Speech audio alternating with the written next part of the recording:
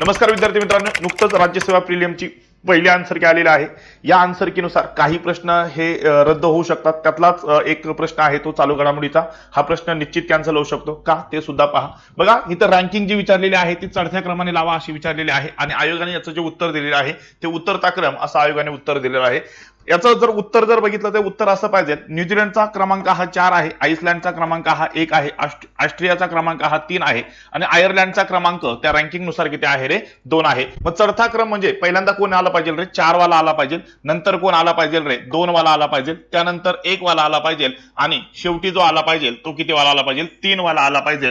म्हणजे 4 2 1 3 असा क्रम तुम्हाला ऑप्शन मध्ये कुठेच दिसत नाही। त्यामुळे हा प्रश्न जो आहे तो निश्चित काय होऊ शकतो रे कॅन्सल होऊ शकतो। त्यासाठी मी एक प्रूफ सुद्धा आणलेला आहे। बघा इथे जर क्रमांक बघितला तर आइसलँड 1 नंबरला, आयर्लंड 2 नंबरला, ऑस्ट्रिया 3 नंबरला आणि न्यूझीलंड हा 4 नंबरला आहे। ठीक आहे, धन्यवाद।